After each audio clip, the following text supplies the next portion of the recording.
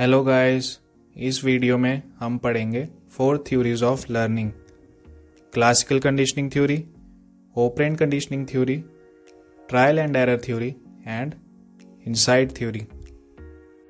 So let's start the video. First theory है classical conditioning theory by पैवलोव। इसे learning through association भी बोलते हैं। इवन पैवलोव एक रशियन बिहेवियरल साइकोलॉजिस्ट थे और उन्होंने एक्सपेरिमेंट किया डॉग के ऊपर। पैवलोव ने एक डॉग को केज के अंदर काफ़ी समय तक भूखा रखा। अब जब भी पैवलोव उसे खाना देते तो उसके साथ में बेल बजाते। पहले बेल बजाते, फिर खाना देते। तो इससे क्या था, जो डॉग है वो फूड को बेल के साथ रिलेट कर गया। और ये थ्योरी बेस्ड है स्टिमुलस और रिस्पॉन्स के ऊपर।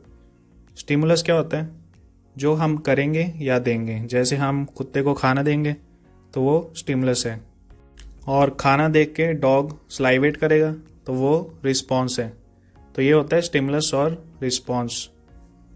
दो टाइप के स्टिमुलस होते हैं, अनकंडीशनल स्टिमुलस और कंडीशन स्टिमुलस। अनकंडीशनल स्टिमुलस क्या होता है, जिस स्टिमुलस से डॉग नेचुरली बिहेव करेगा। जैसे हम उसको फूड देंगे तो उसके मुंह में पानी आ जाएगा, तो फूड जो है वो है अनकंडीशनल स्टिमुलस। और कंडीशन स्टिमुलस क्या होता है, जिस चीज़ से हम रिलेट करा दें डॉग को। अगर अब हम बेल बजाते हैं और डॉग स्लाइवेट करता है तो वो बेल क्या होगी, condition stimulus. Before conditioning. Before conditioning क्या होगा, अनकंडीशन स्टिमुलस का एक अनकंडीशन रिस्पॉन्स आएगा। जैसे हम उसके आगे फूड रखेंगे तो वो स्लाइवेशन हो जाएगी डॉग की, उसके मुंह में पानी आ जाएगा, तो उसको बोलते हैं अनकंडीशनल रिस्पॉन्स। और अगर हम इस टाइम पे डॉग के आगे बेल बजाते हैं तो बेल क्या है, अभी तक न्यूट्रल स्टिमुलस है। अभी तक डॉग कोई रिस्पॉन्स नहीं देगा बेल को देख के, क्योंकि अभी तक उसने बेल के साथ रिलेट नहीं किया है। During conditioning. ड्यूरिंग कंडीशनिंग क्या होगा, हम डॉग के आगे फूड रखेंगे और साथ में बेल भी बजाएंगे। तो इस टाइम में क्या हो रहा है, डॉग स्लाइवेट करेगा क्योंकि वो खाने को देख रहा है और उसके मुंह में पानी आ जा रहा है। बेल का यहाँ पे कोई लेना देना नहीं है, क्योंकि अभी तक वो बेल के साथ रिलेट नहीं किया है फूड को। इसमें फूड के अनकंडीशन स्टिमुलस और बेल है कंडीशन स्टिमुलस, और उसका एक अनकंडीशन रिस्पॉन्स मतलब नेचुरली अकरिंग रिस्पॉन्स आएगा, स्लाइवेशन, जो वो खाने को देख के उसके मुंह में पानी आ जा रहा है। After conditioning. अब आफ्टर कंडीशनिंग जब डॉग कंडीशन हो चुका है उस चीज़ से, मतलब अब उसे पता चल चुका है कि जब बेल बजती है, घंटी बजती है तो मेरे को खाना मिलता है। तो अब क्या होगा, वो बेल के साथ फूड को रिलेट कर चुका है। तो अब बेल भी बजेगी तो डॉग जो है वो अपनी पूंछ हिलाना स्टार्ट कर देगा, उसके मुंह में पानी आ जाएगा कि अब मेरे को खाना मिलने वाला है, बेल बज रही है तो खाना मिलेगा। तो यहाँ पे बेल जो है वो कंडीशन स्टिमुलस है, मतलब उसके साथ डॉग रिलेट करके अनकंडीशन स्टिमुलस जो कि फूड है उसे, और स्लाइवेशन वो है कंडीशन रिस्पॉन्स। क्योंकि नेचुरली तो कोई कुत्ता घंटी बजा के स्लाइवेट नहीं करेगा ना, पर इस डॉग ने रिलेट कर लिए कि घंटी बजेगी तो मेरे को खाना मिलेगा। तो यहाँ पे बेल जो है वो है कंडीशन स्टिमुलस, और उसके साथ जो स्लाइवेशन हो रही है बेल बजने पे वो है कंडीशन रिस्पॉन्स। अब डॉग सिर्फ बेल की आवाज़ से ही स्लाइवेट करना स्टार्ट कर देगा, उसके मुंह में पानी आ जाएगा जैसे वो घंटी की आवाज़ सुनेगा।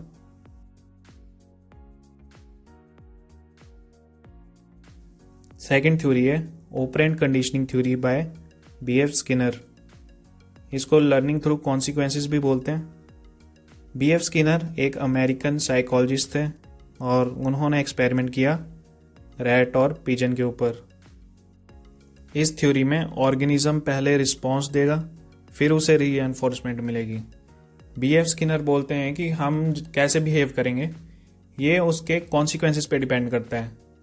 प्लेजेंट एक्सपीरियंसेस जो होते हैं वो रिपीट होते हैं, और अनप्लेजेंट एक्सपीरियंसेस कम रिपीट होते हैं। फॉर एग्जाम्पल, अगर कोई बच्चा शरारत करता है और उसके पेरेंट्स उसे पीटते नहीं है, बोलते हैं शाबाश बेटा शाबाश करो, तो उसे रीएनफोर्समेंट मिल रही है गलत काम पे भी, तो वो गलत काम दोबारा से करेगा। तो उसको गलत काम करके भी प्लेजेंट एक्सपीरियंस ही मिल रहा है। अगर उसकी मम्मी एक थप्पड़ मार देती है उस टाइम पे, तो वो क्या है, अनप्लेजेंट एक्सपीरियंस, तो वो कम रिपीट होगा। अगर उसको मार पड़ती है तो दोबारा से वो काम नहीं करेगा, तो BF स्किनर यही बोलते थे कि हम कैसे बिहेव करते हैं ये उसके कॉन्सिक्वेंसेस पे डिपेंड करता है कि हम ये काम करेंगे तो क्या कॉन्सिक्वेंस होने वाले हैं उसके, उस पर डिपेंड करता है। स्किनर ने अपने एक्सपेरिमेंट के लिए एक एपरेटस डेवलप किया, उसे बोलते हैं स्किनर बॉक्स। और ये है स्किनर बॉक्स। स्किनर बॉक्स में आप देख सकते हैं एक चूहा बंद है उस बॉक्स के अंदर, और उस बॉक्स में स्पीकर है, लाइट्स हैं, लीवर है और डिस्पेंसर है। अगर चूहा ये लीवर प्रेस करता है तो डिस्पेंसर से फूड निकलेगा। तो क्या होता है, चूहे का पैर रैंडमली लीवर पे पड़ता है और डिस्पेंसर से खाने को मिलता है उसे। तो धीरे धीरे क्या है, वो लर्न कर लेता है कि लीवर पे पैर मारूंगा तो नीचे से कुछ निकल के मेरे को खाने को मिलेगा। वो प्लेजेंट एक्सपीरियंस मिल रहा है उसे, तो वो धीरे धीरे क्या होगा, चूहा जो है वो मोर फ्रीक्वेंटली लीवर पे पैर मारने लगेगा।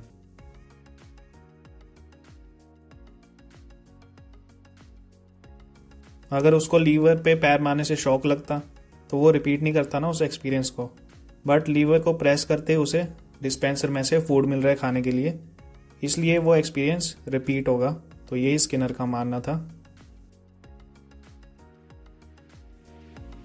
नेक्स्ट थ्योरी है trial and error theory by Thorndike.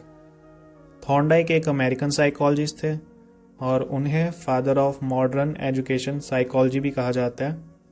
उन्होंने एक्सपेरिमेंट किया कैट के ऊपर। उनकी थ्योरी को, ट्रायल एंड एरर थ्योरी को, थ्योरी ऑफ कनेक्शनिज्म भी कहा जाता है। लॉ ऑफ इफेक्ट के लिए जानी जाती है। लॉ ऑफ इफेक्ट क्या होता है, जिस रिस्पॉन्स के बाद एकदम से हमें कुछ आउटकम मिले तो वो चीज़ दोबारा से रिपीट होगी सेम वैसी ही सिचुएशन में इन फ्यूचर।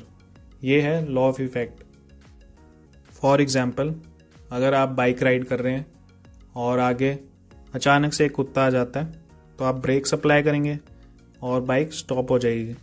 तो उससे आपको आउटकम मिली इमीडिएटली कि आपने ब्रेक अप्लाई किए और बाइक स्टॉप हो गई। तो अब क्या होगा, नेक्स्ट टाइम अगर आप फास्ट चला रहे हैं बाइक और एकदम से आगे बच्चा, काऊ या कुछ भी आ जाता है, कोई और व्हीकल आ जाता है, तो आपसे ऑटोमेटिकली ही ब्रेक्स दब जाएंगी। तो उसे बोलते हैं लॉ ऑफ इफेक्ट। मतलब पुरानी सिचुएशन से जो चीज़ सीखी होती है वो सेम वैसी ही सिचुएशन में दोबारा से रिपीट हो जाती है मैकेनिकली। थॉर्नडाइक मानते थे कि लर्निंग मैकेनिकल प्रोसेस है और कॉग्निटिव प्रोसेस नहीं है ये। थॉर्नडाइक का मानना था कि एनिमल को कुछ समझ नहीं होती है और वो चीज़ें मैकेनिकली लर्न करता है, अपना दिमाग नहीं चलाता है, वो मैकेनिकली सीख जाता है। जैसे अभी मैंने आपको एग्जांपल दिया ब्रेक सप्लाई करने वाला, वैसे ही वो बोलते हैं कि बहुत सारी एक्टिविटीज़ जो हैं ह्यूमन लाइफ में भी वो इसी चीज़ से रिलेटेड हैं, ट्रायल एंड एरर से। जैसे कि sensory motor skills, for example swimming. Starting में क्या होता है, स्विमर को स्विमिंग करने नहीं आती है। जैसे नॉर्मल इंसान है, स्विमिंग सीखने जा रहा है तो उसे स्टार्टिंग में स्विमिंग नहीं आएगी, तो वो फिर हाथ पैर मारेगा, एक आध बार उसका मुंह बीच में डूब जाएगा पानी में तो उसको पता चलेगा कि मुंह बाहर निकाल के स्विमिंग करनी होती है। तो क्या होगा, तो विद मल्टीपल ट्रायल्स थोड़े बहुत एरर्स करेगा और फिर वो सीख जाएगा प्रैक्टिस के साथ। तो जैसा कि थ्योरी का नाम भी है ट्रायल एंड एरर थ्योरी, तो ट्रायल करेंगे और फिर एरर होगा और मल्टीपल टाइम्स ट्राई करने के बाद वो एरर्स रिड्यूस हो जाते हैं और सीख जाता है इंडिविजुअल कोई चीज़। थॉर्नडाइक ने एक एक्सपेरिमेंट किया कैट के ऊपर। तो ये था थॉर्नडाइक का एक्सपेरिमेंट। बॉक्स के अंदर उसने एक कैट बंद की और यहाँ आप देख सकते हैं एक लीवर है, स्ट्रिंग है और एक डोर है। अब कैट को तो फिश खानी है, तो बाय चांस क्या होता है, वो कैट का पैर उसके ऊपर पड़ जाता है लीवर के ऊपर और डोर जो है वो ओपन हो जाता है और कैट बाहर निकल के फिश खा लेती है। नेक्स्ट टाइम सेकेंड ट्रायल में थॉर्नडाइक फिर से उसे अंदर डालते हैं और फिर से वो कैट लीवर पे पैर मार के बाहर आ जाती है। फिर मल्टीपल ट्रायल्स के बाद, पहले देर लग रही थी काफ़ी, मतलब कैट गलती से पैर रख रही थी अगर लीवर के ऊपर तो डोर ओपन हो रहा था, बट धीरे धीरे उसे पता चलता है, मैकेनिकली उसकी बॉडी सीखती है कि इसके ऊपर पैर लगेगा तो वो ओपन हो जाएगा डोर। विद मल्टीपल ट्रायल्स क्या हुआ, कैट जो है वो कम टाइम में बाहर आ जा रही थी लीवर दबा के। तो ये थी trial and error theory by Thorndike.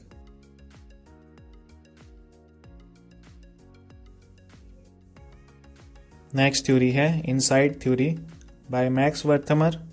वोल्टगैंग Kohler and Kurt Koffka. ये गेस्टोल्ट स्कूल ऑफ साइकोलॉजी के साइकोलॉजिस्ट थे और इन्होंने एक्सपेरिमेंट किया एक चिंपैंजी के ऊपर जिसका नाम है सुल्तान। लर्निंग थ्रू इनसाइट को हम सिंपल लैंग्वेज में समझें तो ये होता है दिमाग लगाकर सीखना। इस थ्योरी में कहा गया है कि ऑर्गेनिज्म जो है वो पूरी सिचुएशन को एज अ होल देखता है कि मैं इस सिचुएशन में हूँ तो मैं क्या कर सकता हूँ, ना कि अ पार्ट ऑफ इट, कि छोटे से पार्ट पे वो वर्क नहीं करता है, वो पूरी सिचुएशन को एज अ होल देखता है। और लर्निंग दिमाग से होती है ना कि ट्रायल और एरर से, ऐसा इस थ्योरी में कहा गया है।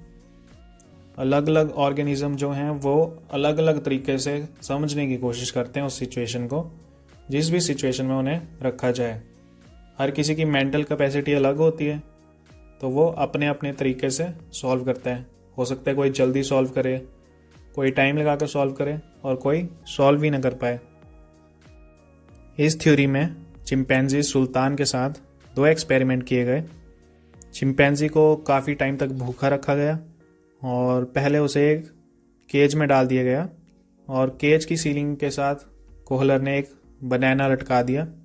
अब जो चिंपैंजी है वो उस बनाना तक नहीं पहुंच पा रहा था, पर उसे तो भूख लगी है, उसने वो बनाना खाना। उस केज में बॉक्सेस भी रखे हुए थे। अब चिंपैंजी को समझ नहीं आ रहा कि मैं केला कैसे खाऊं ऊपर से निकाल के। तो कोहलर ने उसे डेमोन्स्ट्रेशन दी कि एक बॉक्स के ऊपर एक बॉक्स रख के भी ऊपर चढ़ा जा सकता है। तो चिंपैंजी ने वो डेमोन्स्ट्रेशन देखी और उसने वैसे कोहलर को कॉपी कर लिया और उसने बॉक्स के ऊपर बॉक्स रखा और वो सीलिंग तक उसका हाथ फिर पहुंच गया और उसने बनाना उतार लिया। तो ये था फर्स्ट एक्सपेरिमेंट जिसमें चिंपैंजी जो है वो डेमोन्स्ट्रेशन देख के बॉक्स के ऊपर बॉक्स रख के बनाना को सीलिंग से उतार लेता है। और सेकंड एक्सपेरिमेंट जो किया कोहलर ने वो किया स्टिक्स के साथ। सेकंड एक्सपेरिमेंट में कोहलर ने केज के अंदर 2 स्टिक्स रखी। वो ऐसी थी कि एक के अंदर एक और डाल के एक लंबी स्टिक बन सकती है। पर अब बाहर केला था, चिंपैंजी को खाना है केज के बाहर से, बट उसे पता नहीं चल रहा कि मैं उसको कैसे खींचूं अपनी तरफ। तो कोहलर ने उसे एक स्टिक के अंदर फिंगर डाल के डेमोन्स्ट्रेशन दी और चिंपैंजी ने वो देखा और चिंपैंजी ने स्टिक के अंदर स्टिक डाली और उसने बनाना खींच के खा लिया। तो ये था लर्निंग थ्रू इनसाइट।